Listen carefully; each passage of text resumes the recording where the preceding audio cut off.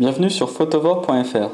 Aujourd'hui nous vous présentons le Panasonic Lumix LX7, le successeur du LX5, un compact expert commercialisé en 2010 par Panasonic. Alors ce nouveau compact expert reprend en grande partie le design de son prédécesseur, mais évolue grandement au niveau de l'objectif et du capteur par exemple. Donc côté objectif, nous avons désormais un objectif Leica DC Vario Semi-Lux. Donc on a le même zoom, la même amplitude, sauf que l'ouverture cette fois, l'ouverture maximum est à 1,4, ce qui permet une meilleure entrée de la lumière dans l'appareil photo. Ensuite, le LX7 profite d'un nouveau capteur MOS de 10 mégapixels. Donc, son prédécesseur était équipé d'un capteur CCD, certes très performant, mais le CMOS du LX7 obtient de meilleurs résultats aussi bien en photo qu'en vidéo, puisqu'il est désormais capable d'enregistrer en 1080p à 50 images par seconde. Sur l'arrière, le Panasonic Lumix LX7 est équipé d'un écran TFT LCD de 3 pouces affichant une résolution de 920 000 points. La différence avec le LX5, son prédécesseur, était que la résolution de l'écran était limitée à 460 000 points pour une même diagonale. Sur l'objectif, le Panasonic Lumix LX7 permet de changer de format d'image, comme vous pouvez le voir juste ici. C'est très simple, le bouton est de bonne qualité.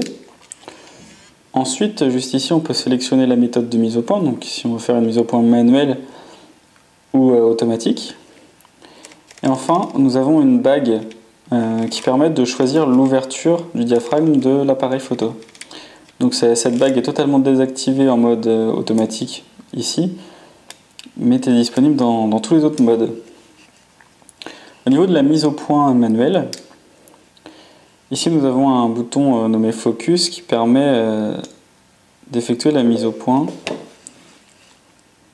très rapidement. Voici, vous voyez. Et voilà, la mise au point est effectuée. C'est grâce à ce bouton-là, il est très sensible, donc il faut faire assez attention. Concernant les menus, le Panasonic Lumix LX7 reprend un design qu'on a l'habitude de voir sur ses autres modèles. Donc le fonctionnement est très simple. Il suffit de se déplacer un coup à gauche pour passer d'un onglet à l'autre. Ensuite un coup à droite, et on se retrouve sur les différents réglages. Donc on descend, on défile les écrans comme ceci. Et pour configurer, un coup à droite, et on a un sous-menu encore qui s'affiche. C'est un menu qui est très efficace, il fonctionne très bien sur tous les modèles de la marque. Du coup, le Panasonic Lumix LX7 propose une prise en main simple pour tous les types d'utilisateurs, malgré ses fonctionnalités experts.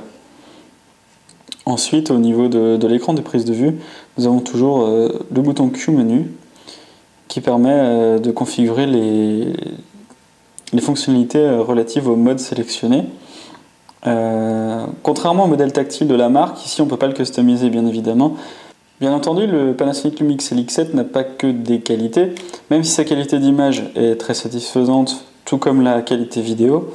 Il souffre d'une mise au point un petit peu lente en intérieur ou lorsque la lumière vient à manquer. En extérieur, il n'y a pas spécialement de problème avec une mise au point quasi instantanée. Cependant, à l'intérieur, la mise au point se fait environ en moins d'une seconde, on va dire. Mais c'est particulièrement lent par rapport à certains compacts de la même catégorie qui proposent tout de même une mise au point très très rapide et quasi instantanée en intérieur et même en faible luminosité. Je vous laisse découvrir notre test écrit du Panasonic Lumix LX7 sur photovore.fr en cliquant sur le lien juste sous notre vidéo.